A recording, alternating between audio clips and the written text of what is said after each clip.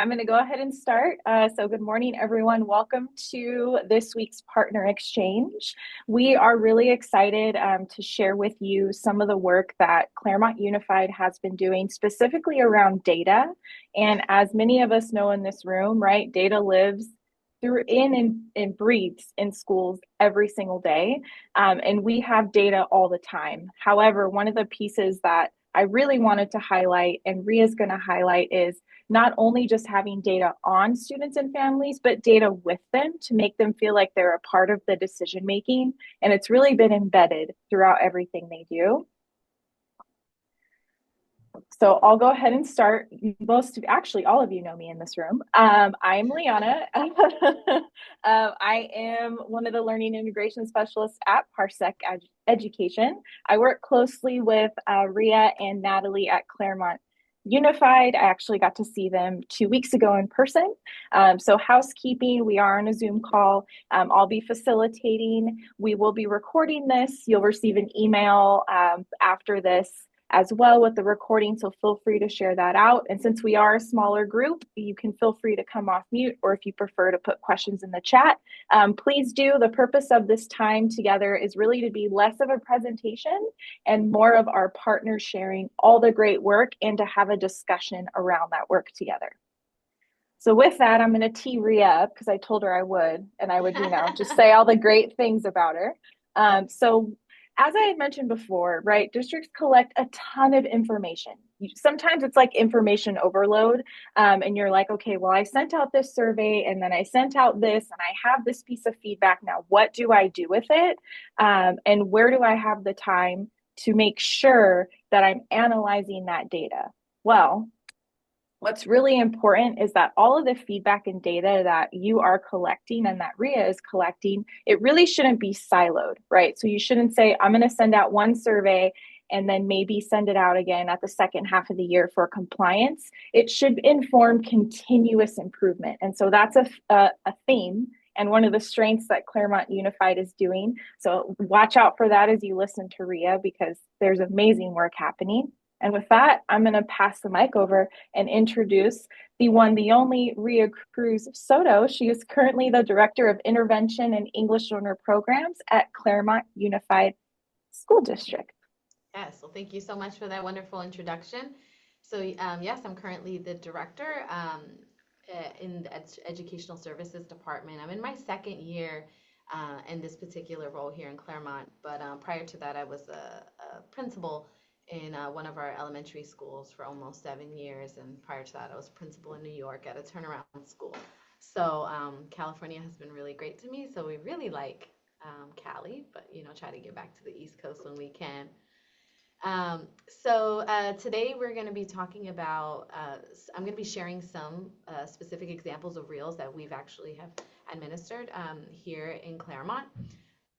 And also just kind of like some lessons learned, some wins, and some, kind of like challenges of things just to navigate and getting ready for reels. And then ways to get your staff engaged and really buying into the data and using reels. All right, and so I wanted to really start this conversation by talking about what Claremont Unified is about. Our core values is in everything we do: excellence, equity, innovation, and integrity. And so as I go through these reels and share the work that we're doing, I really feel like it really embodies our core values, especially the equity piece, which is one of the focus areas as a part of my role. Is I oversee intervention in our district, so I do all of our PBIS. We just started formally rolling out restorative practices last year, and so I've been trained, and we've been training our administrators and our teachers, and so it really embodies the work that we're doing in equity work. All right, I really like this mosaic of students. This is something that Parsec designed for us, and so it just is a really cool way to capture who we are in Claremont. And I don't need to go through it, but I just wanted to share this very cool graphic. And so thank you, Parsec, for doing that.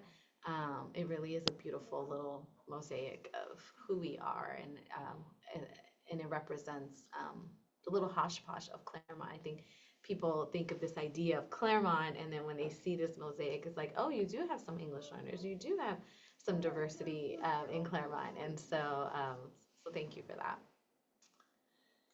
All right, so Reels. So I've used Reels in various ways, and we encourage our administrators to use it as well.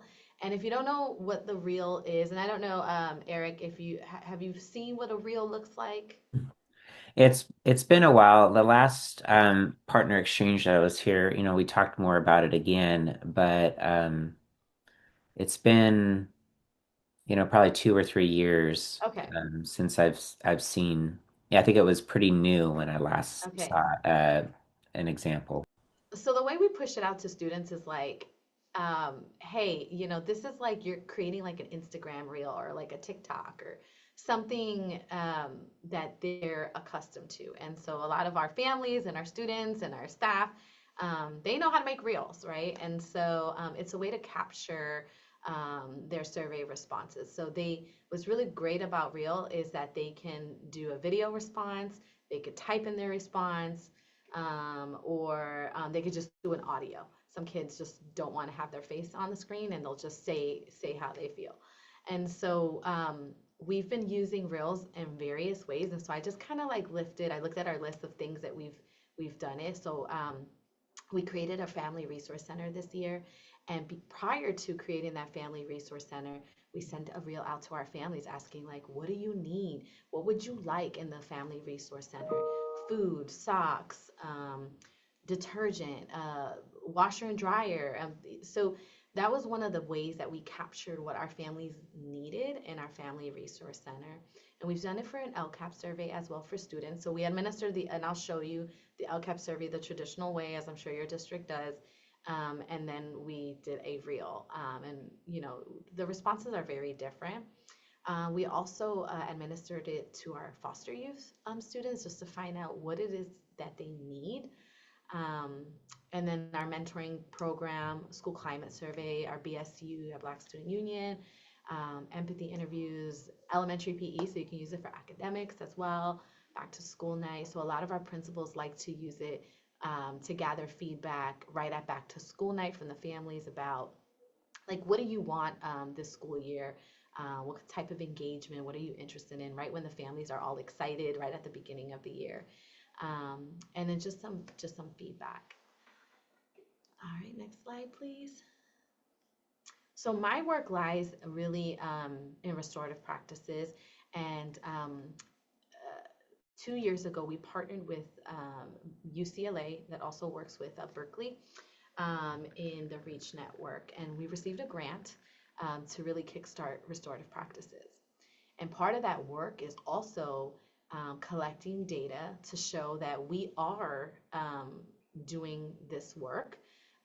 And what data do we have to show that we are building a positive school culture and climate? So, in addition to collecting those referrals and our suspension data and all those things, attendance, we also administered empathy interviews. And I was pulling up our empathy interviews that we did prior to having Reels, and I had less than 50 responses. And so, to show that we administered this empathy interview, you can see we have 957 responses for this one question. And it's just, can you share a time when you felt supported or understood by an adult on campus? And out of all those responses, Reel will kind of do a quick like summary and snapshot of like overall, what does your student body say? And so, it says respondents frequently highlighted the importance of adults on campus who offer both academic and personal support. Many found comfort in teachers, counselors, and staff who listen empathetically to their struggles, whether related to mental health, family issues, or academic stress. Specific instances included teachers providing extensions for late work, offering tutoring for difficult concept, or simply checking in on students' well-being. So when I'm talking about like the work that we're doing in pouring into our kids in that tier one support, I feel like this really does capture that the work that we're doing is impacting. And so we were in a place where our middle school was like all over social media. They're and not in a positive way. It was like right after COVID, and so we had to do something. And the school launched their version of restorative practices, and so we formalized it. And now the school culture has like completely changed. Suspensions are lower, and these empathy interviews really captures the work where the school started to where they are now. And if you keep going, it's just another question, how included, this is how included and connected do you feel as part of the school community? And so that's just that another layer of that connectedness. So if you keep moving, restorative practices, there's a continuum. And so 80% of restorative practices is proactive. I know when people think restorative practices, they think of the circles and they think of those restorative conferences. And that's really on the end of the spectrum. If you see that circle and that formal conference, that's on the formal side. On the informal side of restorative practices is that informal affective statements, affective questions. And that's just like checking in with kids, making sure they're feeling good in school. What do you need? Saying something positive. And it's just being 80% proactive. And so how do we capture that we're doing that? When I look at my empathy interviews, that's exactly what this is saying, that we are doing those things. And for us, that's like a slam dunk, because it's how do you measure restorative practices, right? And so I'm really proud of that work. And I also wanted to share a piece in the empathy interviews that really resonated with our staff when we talk about buy-in. I lifted some lines when I shared it with the staff, and one in particular stands out to me. And one of the students, we asked her like how, about the school culture, and she said that her mother had died at the beginning of the year, and that the teacher just gave her an extension on her homework and checked in on her. Like, that was it. And for her, that was like huge. Like, thank you for seeing me and just letting me turn in homework late.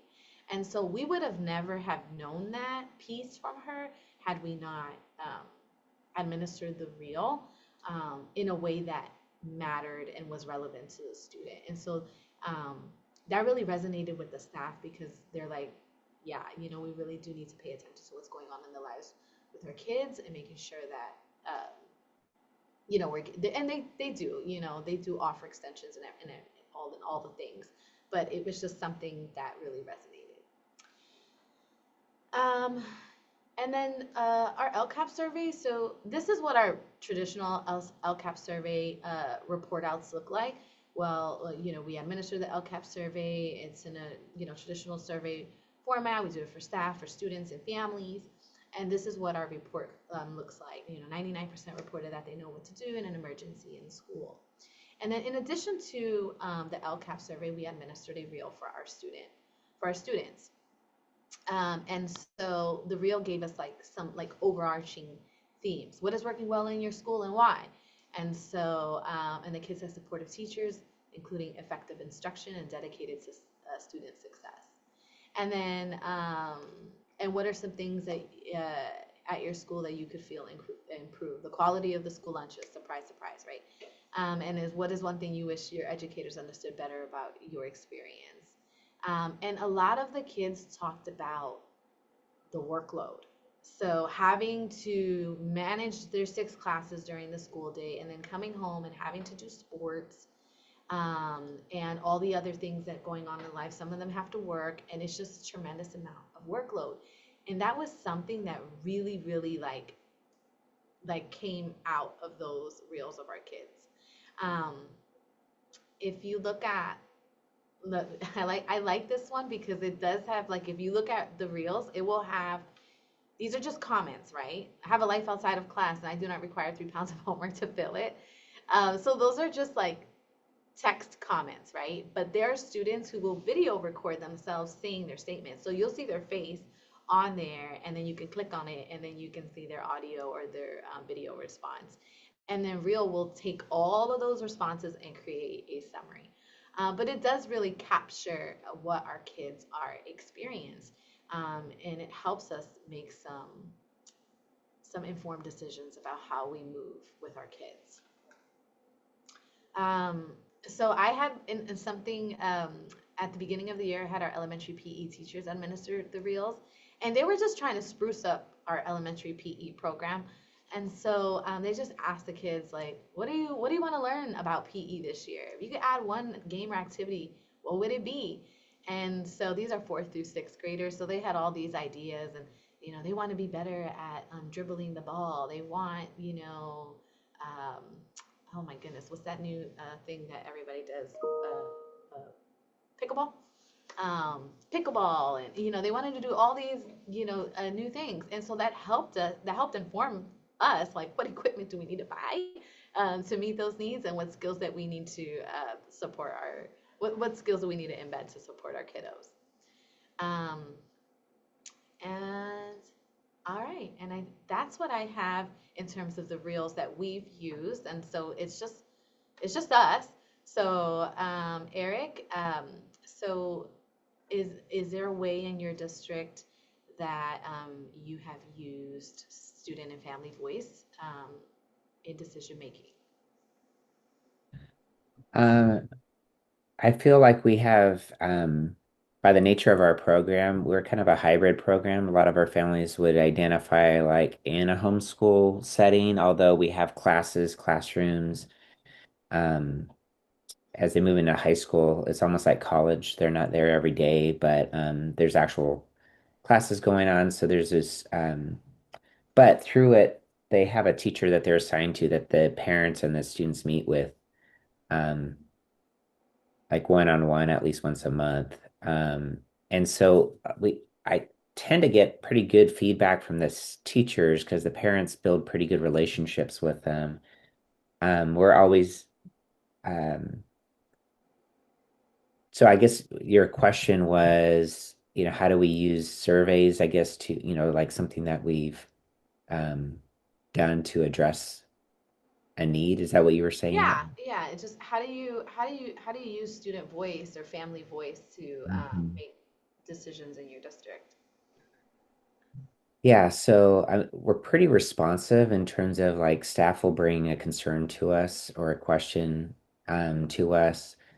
Um, and we have, you always have kind of those key staff that just seem to kind of know what's going on with families and with people.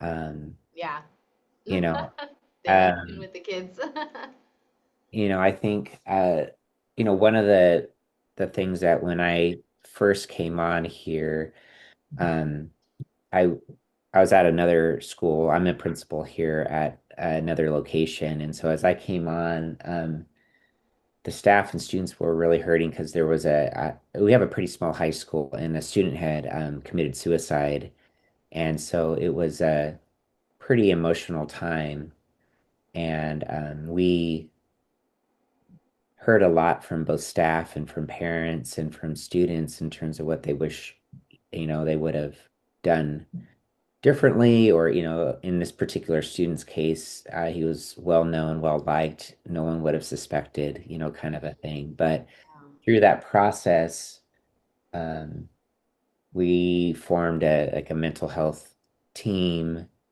We implemented something that, like, with staff, even if they just notice a student seems off, they can kind of report it, and our team can um, check in, find out what adults in that student's life are they close to, and kind of alert them to that. Um, we've built more partnerships within our county, from that process. Um, but I still see, like, on our LCAP surveys that students are still struggling with mental health, and we still are, seeing it, but we have fortunately been able to intervene with multiple students since I've been here, that we wouldn't have suspected that we're having a crisis at that time. and we were able to, get them help um, pretty quickly, Yeah. and so I think we have a pretty close student body. So we've had students say, they were concerned for their friend and, bring him in, and we wouldn't have thought that they were uh, in danger, but going through kind of a quick assessment of like their risk assessment and realizing, oh wow, they are in need. So I guess, something that I, seen is that, you know, just the need of getting that feedback, from both parents and students and Yeah. staff. Yeah. And And I unfortunately, know, go ahead. Ria, if I recall too, in speaking with Natalie and also from the webinar last week, I believe that was a trend that came up in some of y'all's real responses as well, right? Mental health? Yes, mental health was Okay. something that came up. Also, something that they felt that they had access to. They had the support from the counselors, and just kind of feeling supported by their mental health team on campus. So that was something that we were able to capture from the reels as well. So another area that's not maybe as deep, but that our families, are we're basically a K-12 program, and so um, our K-8 traditionally has been a little bit freer in terms of what families can do, but then there's a big adjustment because our high school's accredited and they have to go through, there's a lot more involved both by the parents and by the students, and so one of the feedback that we have gotten and is one of our goals is to better prepare those students for high school. And so we've implemented a lot of changes in terms of Right. doing Beautiful. that, but also it's it we've also realized it's like we have to get buy-in by both our staff and from our Yeah. parents. And so it's adjusting our plans. I have a newer administrator working with me that's kind of heading that up, and she's learning um kind of how to work with the various groups that are Yeah. very, feel very strongly about some of these things. And maybe there's a blend that you could do because we're still administering our surveys the way that they need to be administered.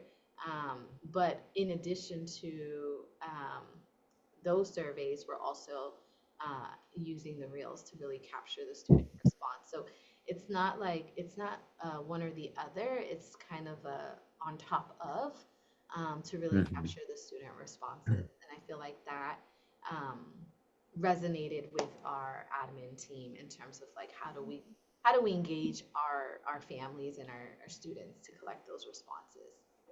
So um, and I also wanted to share is that um, just sharing, like once you do one reel, just keep sharing the data, share the responses. There's gonna be funny ones, there's gonna be sad ones, and that alone builds the kind of like the energy around it. And so, in any space that, we were in, we try to share the data from the reels and try to highlight some of our student responses. Like, the elementary PE one, they're all about equipment.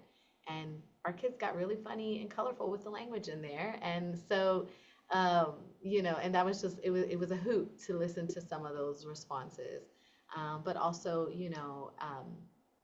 to really check in on our foster students and find out what is it that they really need. Mhm. Um, and so just sharing those results.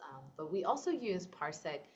We've been using Parsec to in our PLCs work with our guiding coalition of our administrators. And so I will like make them log into Parsec and I'll say, yeah, I want you to look at this data. I want you to pull it by subgroup. I want you to do this. I want you to do that.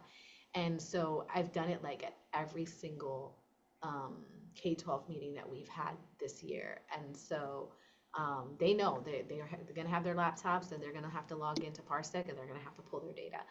And so I think just being comfortable with the platform as well, and knowing what does Parsec data give you in addition to those the narratives from the students. So it's, so I feel like it's a blend. And so I feel like that piece alone has also helped with the buy-in for the reels. And I know we also have some Parsekian team members on the call who also support other school partners as well. So I don't know if anyone on the team wants to share any work that any of your partners are doing and the work that you're supporting them in specifically with Real.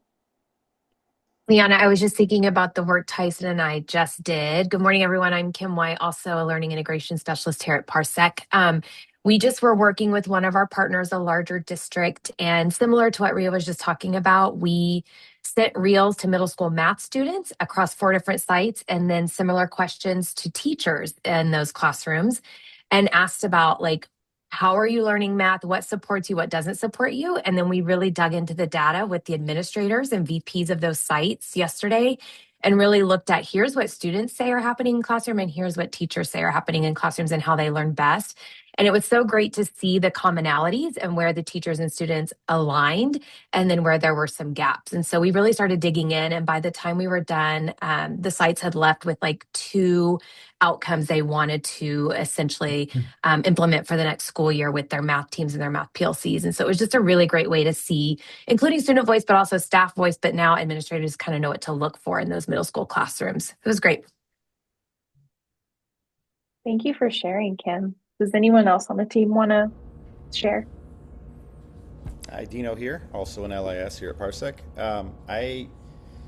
We just started the process, but I do have a partner way up north who's using this for the LCAP process, and the amount of time this is going to save in getting feedback for their LCAP. But specifically, she was focused on the parent group because historically she's had horrible time getting any kind of response from her parents. And so getting students used to using Reel and then having them go home, talk to their parents about how it's different, how it works. We're hoping to get some really good engagement from her parents. Thank you, Dino. That's great. All right, so that's all that I have for my portion of the presentation. I like to consider myself a Parsec groupie.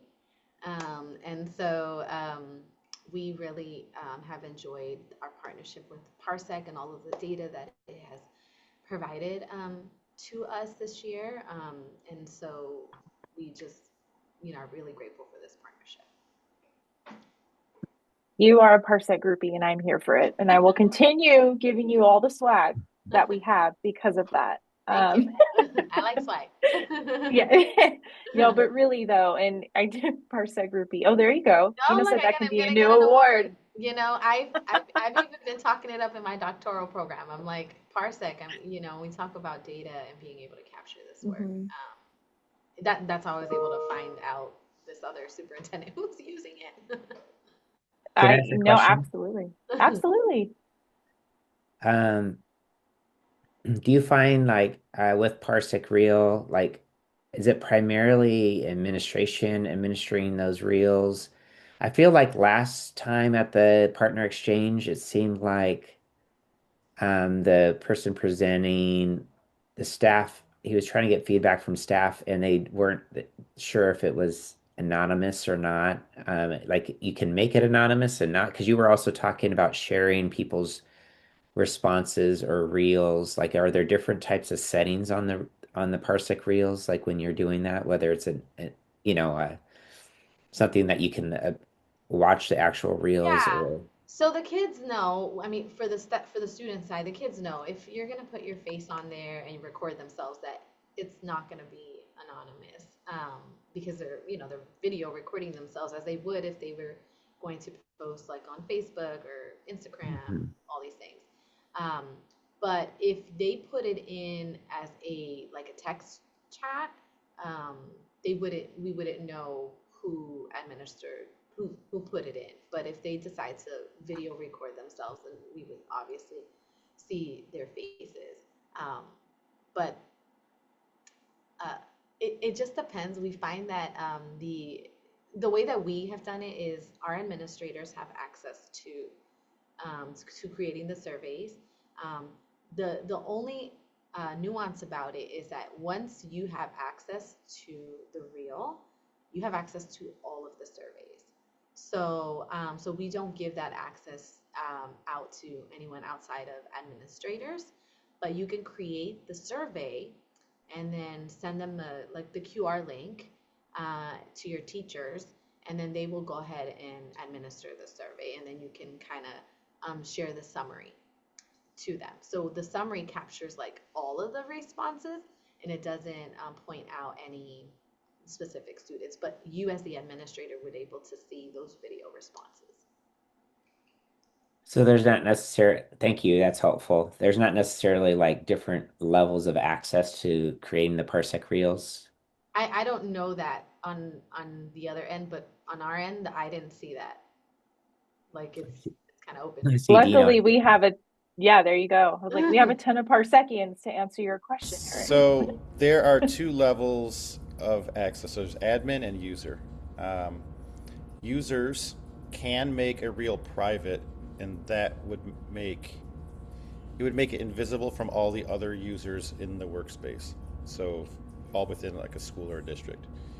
If you're an admin, you have complete view of everything. Nothing is, even if something's set as private, you can see that.